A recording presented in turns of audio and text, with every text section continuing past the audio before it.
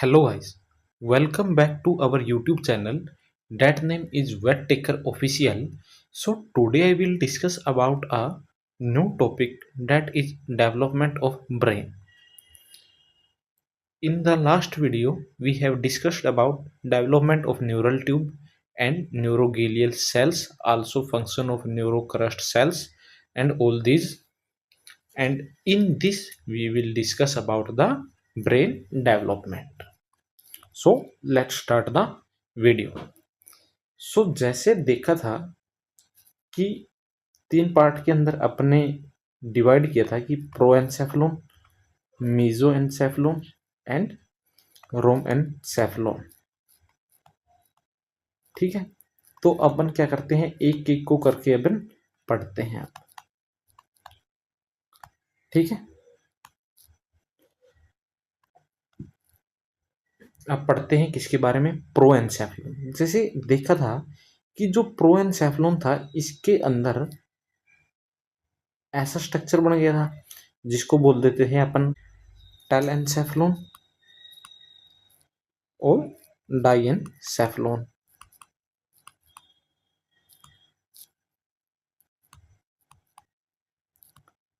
ठीक है, ये दो स्ट्रक्चर थे प्रोएन्सेफलोन के अंदर। ठीक है, अब देखते हैं, जैसे यहाँ पर लिख सकते हैं अपन, ये क्या है टेलेन्सेफलोन, तो ये क्या है डाइएन्सेफलोन। किसका पार्ट है, ये दोनों पार्ट है किसका, प्रोएन्सेफलोन का। अपन अभी अपन क्या डिस्कस करेंगे, फोर ब्रेन के बारे में डिस्कस करेंगे। फोर ब्रेन को ही क्या बोल देते हैं, प्रोएन्सेफलोन। प्रोएन्सेफलोन के दो पार्ट है, टेलेन्सेफलोन और डाइएन्सेफलोन। जैसे ये जो टेलेन्सेफलोन था, ये क्या करता है कि जो ये ग्रूव थी डीप होती जाती है और दो वेंट्रिकल्स के अंदर क्या हो जाती है, डिवाइड हो जाती है। इसको क्या बोल देते हैं, वेंट्रिकल्स बोलते हैं। जैसे ये आरबीसी है राइट वेंट्रिकल, एलवीसी क्या है, ये लेफ्ट वेंट्रिकल, और इन दोनों के बीच में क्या बन जाती है, एक क्लेफ्ट की फॉर्मेशन हो जाती है। ठीक है, ये क्या है, क्लेफ्ट है जो दो वेंट्रिकल्स की फॉर्मेशन को बनाती है। ठीक है, इस स्ट्रक्चर के बारे में भी देखेंगे। इतना भी याद रखो कि जो टेलेन्सेफलोन था इसके अंदर क्या हो जाता है कि दो वेंट्रिकल्स की फॉर्मेशन हो जाती है, लेटरल वेंट्रिकल्स की बोलते हैं जिसको, और किसके द्वारा डिवाइड किया जाता है, क्लेफ्ट के द्वारा ये क्या किया जाता है, डिवाइड किया जाता है। ठीक है, अभी अपन ये थ्योरी देखते हैं जो आपको याद रखनी है कि जो टेलेन्सेफलोन है वो क्या करता है कि दो लेटरल वेंट्रिकल्स की फॉर्मेशन करता है, वेंट्रिकल्स और वेसिकल्स की फॉर्मेशन करता है, जो आगे क्या कर देते हैं, सेरिब्रल कॉर्टेक्स और कॉर्पस स्ट्रेटियम की फॉर्मेशन करते हैं। क्या करते हैं, सेरिब्रल कॉर्टेक्स और कॉर्पस स्ट्रिएटम की फॉर्मेशन करते हैं। जो ये सेरिब्रल कॉर्टेक्स रहता है कि जैसे ये वेसिकल्स हो गया, इसके अंदर क्या रहता है, यहाँ पर एक सेरिब्रल कॉर्टेक्स, एक यहाँ पर सेरिब्रल कॉर्टेक्स। ठीक है, इसके बारे में डिटेल अपन जो सिस्टमिक है न्यूरोलॉजी उसके अंदर डिस्कस करेंगे। यहाँ पर आप इतना ही देखो कि सेरिब्रल कॉर्टेक्स एक ब्रेन का पार्ट है जो प्रोएन्सेफलोन का पार्ट है, जो किससे बनता है, एन्सेफलोन से बनता है, किसके अंदर, लेटरल वेसिकल्स इसके अंदर बनते हैं सेरिब्रल कॉर्टेक्स के अंदर। और कॉर्पस स्ट्रिएटम भी क्या है, इसके बारे में अपन इसी वीडियो के अंदर आगे देखते हैं। ठीक है, जो डाइएन्सेफलोन था ये क्या बनाता है, थैलेमस और हाइपोथैलेमस बनाता है, और इसके साथ साथ क्या करता है, थर्ड वेंट्रिकल की फॉर्मेशन भी करता है। इतना याद रखना। तो इनिशियली क्या रहता है कि जो वेसिकल लेयर्स है are same as the neural tube. Neural tube का मतलब ये है कि तीन लेयर के अंदर, एक लेयर, दो लेयर और तीन लेयर, सबसे आउटर मार्जिनल, फिर मेंटल, फिर जर्मिनल। ठीक है, जर्मिनल, मेंटल और मार्जिनल।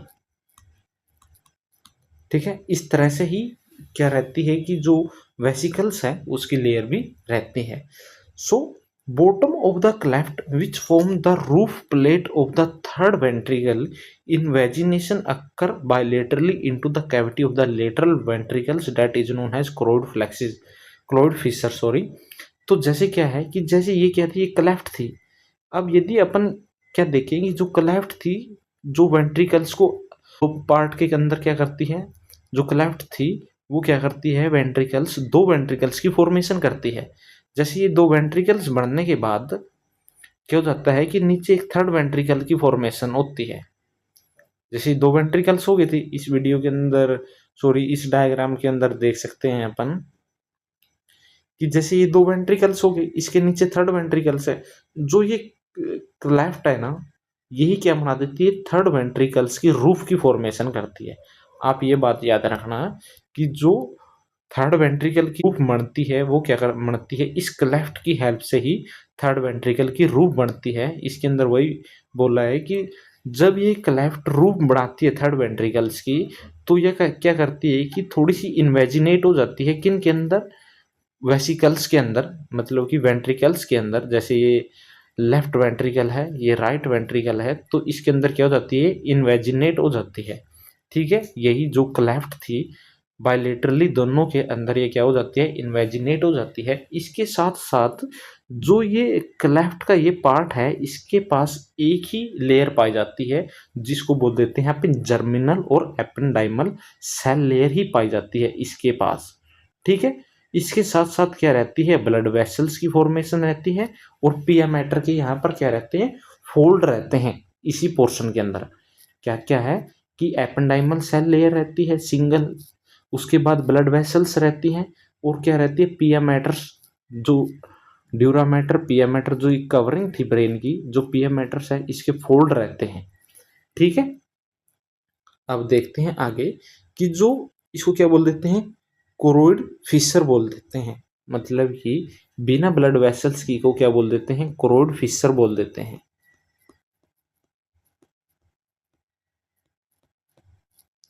ठीक है,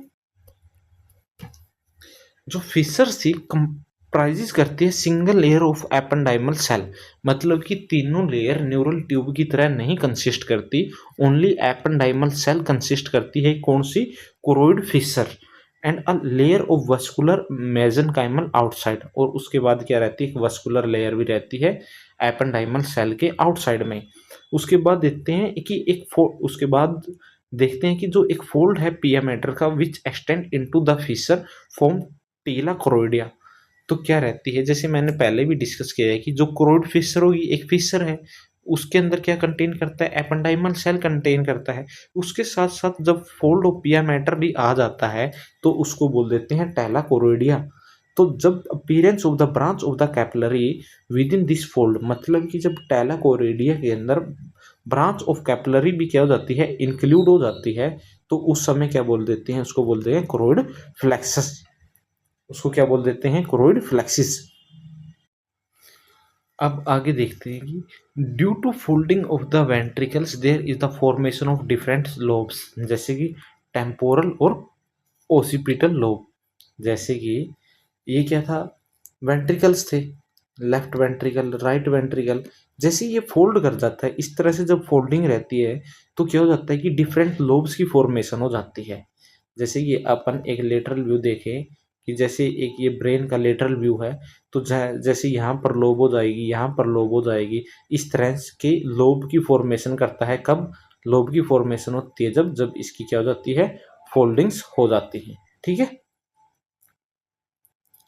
अब देखते हैं डाई एनसेफलोन के बारे में। जो डाई एनसेफलोन है become thickened and each of them partially divided into the three region by the help of the two groups. अपन इस स्ट्रक्चर के हेल्प से देखते हैं कि जो डाई एनसेफलोन था, जो नीचे का पार्ट था, जैसे टेलेनसेफलोन तो डिस्कस कर दिया, जो डाई एनसेफलोन पार्ट था ये क्या करता है कि जो डाई एनसेफलोन था वो नीचे से क्या हो जाता है, थिक हो जाता है, and each of them partially divided into three regions by the help of the two groups epithalamus, thalamus और हाइपोथैलेमस। ठीक है, तो जैसे अपन यहाँ देख सकते हैं कि जो ये स्ट्रक्चर बनता है, जैसे ये स्ट्रक्चर है इसको बोल देंगे अपन एपिथैलेमस। ये क्या हो गया, थैलेमस, और ये क्या है, हाइपोथैलेमस। ठीक है, यही कहा था कि जो डाइएनसेफलोन है ये थैलेमस और हाइपोथैलेमस का स्ट्रक्चर बनाता है। तो जैसे यहाँ पर ये दो ग्रुप के कारण से ये जो जहाँ पर ग्रूव है इसके साइड में क्या रहता है, उबार रहता है। तो इस इन 3 स्ट्रक्चर्स को क्या बोल देते हैं, एपिथैलेमस, थैलेमस और हाइपोथैलेमस।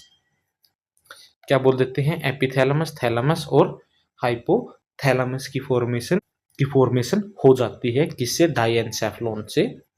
ठीक है, जो क्या है, फोरब्रेन का फोर एनसेफलोन का पार्ट है। ठीक है, एपिथैलेमस, थैलेमस और हाइपोथैलेमस। अब अपन देखते हैं कि कॉर्पस स्ट्रेटिकम क्या है। जो ये कॉर्पस स्ट्रेटिकम था, ये फॉर्म किया जाता है by the thickening of the basal vesicles, की जो बेसल पार्ट है टेल एंड सेफलोन वेसिकल्स का। ठीक है, जैसे इसी के अंदर अपन देख सकते हैं, जैसे कि किसका पार्ट हो गया था, डाइएन्सेफलोन का पार्ट हो गया था, उसी तरह ये एक पार्ट रहता है और एक ये पार्ट रहता है। ठीक है, जो रेड पेन से जो ये आउट साइड की तरफ है, इसको बोल देते हैं लेटरल पार्ट। किसका है, ये स्ट्रेटिकम का। और जबकि इसको क्या बोल देते हैं, मीडियल पार्ट। ठीक है, अब देखते हैं अपन आगे। ये स्ट्रक्चर से आपको याद रहेगा कि जो कॉर्पस स्ट्रेटिकम था वो भी क्या होता है, बेसल पार्ट्स से बनता है, टेलेनसेफलोन से। जो कॉर्पस स्ट्रेटिकम थी वो डिवाइड हो जाती है किसके अंदर, एक लेटरल पार्ट और एक मीडियल पार्ट के अंदर। जो लेटरल पार्ट है, जो आउटसाइडर था, वो क्या बना देता है, लेंटिकुलर न्यूक्लियस की फॉर्मेशन करता है। जबकि जो मीडियल पार्ट है ये किसकी फॉर्म करता है, कोडेट न्यूक्लियस की फॉर्मेशन में हेल्प करता है। ठीक है, जो लेंटिकुलर न्यूक्लियस था आगे चल के इन दो स्ट्रक्चर की भी फॉर्मेशन को बढ़ाता है। ठीक है, आप मेन के याद करना कि जो कॉर्पस स्ट्रेटिकम था वो डिवाइड हो जाता है किसके अंदर, लेटरल और मीडियल के अंदर। Lateral part lenticular, medial part caudate nucleus की फॉर्मेशन करता है। ठीक है, और ये जो डिवाइड होता है, किससे डिवाइड होता है, एक्सोन से डिवाइड हो जाता है। जो एक्सोन है आगे क्या बना देते हैं, इंटरनल कैप्सूल की फॉर्मेशन करते हैं। मतलब कि आप ऐसा देखो कि ये दो पार्ट हैं, यदि यहाँ से एक्सोन निकलते हैं उनसे क्या हो जाता है, ये डिवाइड होता है। यही एक्सोन आगे चल के क्या बना देते हैं, अलग एक न्यूक्लियस की फॉर्मेशन कैप्सूल की फॉर्मेशन करते हैं, जिसको बोल देते हैं इंटरनल कैप्सूल। ठीक है, देखते हैं आगे, डेवलपमेंट ऑफ सेरिब्रल कोर्टेक्स। मतलब कि जो सेरिब्रल कोर्टेक्स की development, it is consider into 3 regions. मतलब कि ये कंसिडर की गई है इनटू 3 रीजन्स के अंदर। 3 रीजन्स कौन से रीजन है, हिप्पोकैम्पल, पायरिफॉर्म और न्यू कोर्टेक्स। मतलब कि हिप्पोकैम्पल है और पायरिफॉर्म है और न्यू कोर्टेक्स, इन 3 की फॉर्म में क्या की जाती है, डेवलपमेंट रहती है किसकी, सेरिब्रल कोर्टेक्स की। अपन डिस्कस करते हैं। जो हिप्पोकैम्पल है, जो मतलब बेस पे है, ये क्या रहता है, इसको डिवाइड रहता है ये सुपीरियर पार्ट और इंफीरियर पार्ट के अंदर। जो हिप्पोकैम्पल कोर्टेक्स है ये क्या रहता है कि 2 पार्ट में रहता है, सुपीरियर और इंफीरियर। जो सुपीरियर है वो क्या हो जाता है, रूडिमेंट्री हो जाता है कुछ समय के बाद, मतलब इसका कोई फंक्शन नहीं रहता। जबकि जो इंफीरियर पार्ट है वो क्या बना देता है, हिप्पोकैम्पस और डेंटेट गायरस की फॉर्म कर देता है। ठीक है, हिप्पोकैम्पस और डेंटेट की फॉर्मेशन करता है।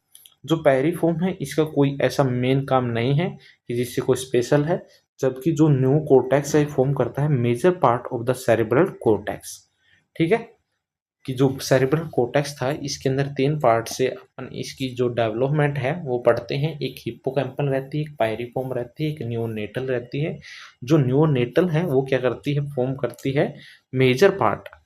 मतलब कि जो मेजर पार्ट है सेरिब्रल कोर्टेक्स का उसको फॉर्म करती है। जबकि हिप्पोकैम्पल पार्ट कोर्टेक्स था वो क्या करता है, 2 पार्ट के अंदर डिवाइड हो जाता है, सुपीरियर और इन्फीरियर के अंदर। सुपीरियर क्या हो जाता है, रूडिमेंट हो जाता है कुछ समय के बाद।